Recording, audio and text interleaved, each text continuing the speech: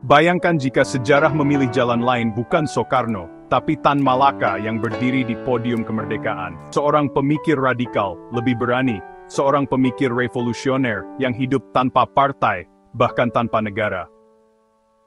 Namanya adalah Tan Malaka. Apa yang sebenarnya terjadi?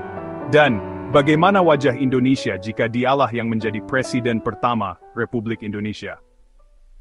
Mungkin beberapa dari kalian ada yang tak tahu siapa itu Tan Malaka. Jadi siapa itu Tan Malaka? Tan Malaka adalah nama besar yang terlupakan. Seorang revolusioner yang pernah menulis dasar-dasar logika berpikir untuk rakyat dalam bukunya yang berjudul Madilog.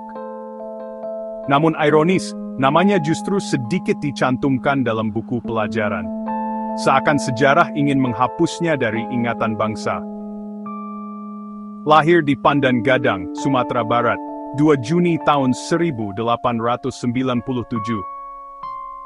Ibrahim Datuk Tan Malaka, atau biasa disebut Tan Malaka. Tan Malaka pernah bersekolah di sekolah guru yaitu Quick School di Fort de Kock, atau sekarang bernama Bukit Tinggi, Indonesia, dan Rijks Quick School, sekolah guru pemerintah di Haarlem, Belanda.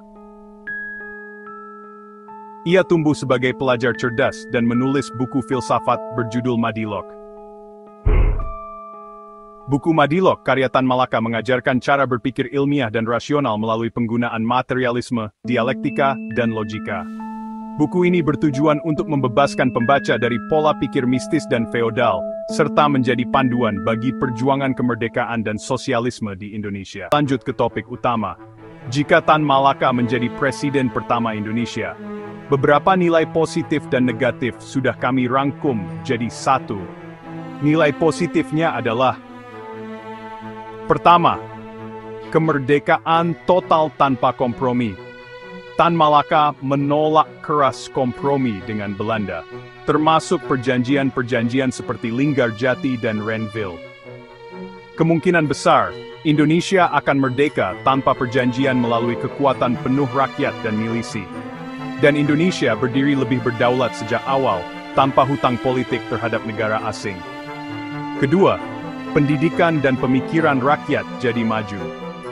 Tan Malaka sangat menekankan pentingnya pendidikan filosofis dan ilmiah untuk rakyat. Ia akan mendorong sistem pendidikan berbasis logika, sains, dan emansipasi, bukan dengan dogma atau militerisme. Ini memungkinkan lahirnya generasi intelektual revolusioner lebih awal. Ketiga, Indonesia akan menjadi negara anti-kolonial global. Dampaknya, Indonesia mungkin jadi pemimpin blok negara anti-kolonial Asia Afrika lebih awal. Bahkan sebelum konferensi Asia Afrika tahun 1955, bisa menjalin aliansi erat dengan Tiongkok dan Vietnam dalam semangat anti-imperialis. Dan mungkin Indonesia menjadi ikon dunia ketiga yang lebih radikal dan merdeka secara ideologis. Keempat, ekonomi kerakyatan. Tan Malaka menolak sistem kapitalis liberal maupun komunis Soviet total. Ia ingin ekonomi berbasis rakyat yang mandiri dan sosialistik, tapi tidak totaliter, dan bisa memunculkan sistem ekonomi alternatif khas Indonesia yang menolak eksploitasi asing dan feodalisme. Tadi, itu kemungkinan positifnya. Bagaimana dengan kemungkinan negatifnya? Pertama, konflik internal berkepanjangan. Tan Malaka dikenal kritis terhadap Soekarno, Hatta, Syahrir, PKI, dan militer. Jika jadi presiden, kemungkinan akan muncul perang internal antar kelompok revolusioner, dan bisa terjadi perpecahan di awal republik atau bahkan perang saudara. Kedua, hubungan internasional terisolasi. Sikap anti-kompromi dan anti-imperialis Tan Malaka sangat keras. Hal ini bisa membuat Indonesia terisolasi dari negara-negara barat dan bahkan dari blok Soviet. Ini beresiko embargo ekonomi atau tidak mendapat pengakuan internasional awal. Ketiga, pemberontakan dari kalangan moderat dan militer. Militer dan kelompok moderat mungkin akan melakukan kudeta, karena Tan Malaka menolak dominasi militer. Sama seperti ia dibunuh oleh milisi republik, bisa jadi dia akan dijatuhkan oleh tentara sendiri. Keempat, kesulitan dalam membangun negara. Sikap Tan Malaka yang sangat idealis bisa membuatnya kesulitan mengelola pemerintahan pragmatis.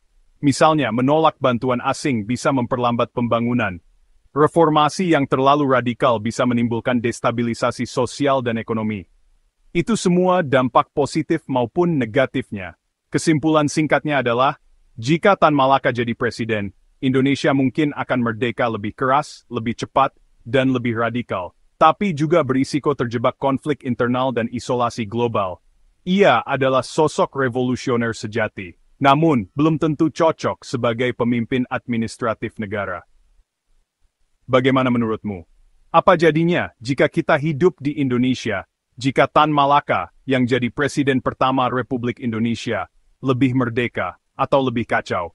Tulis pendapatmu di kolom komentar. Jangan lupa like, subscribe, dan nyalakan lonceng untuk kisah sejarah lain yang mungkin tak kamu temukan di buku pelajaran.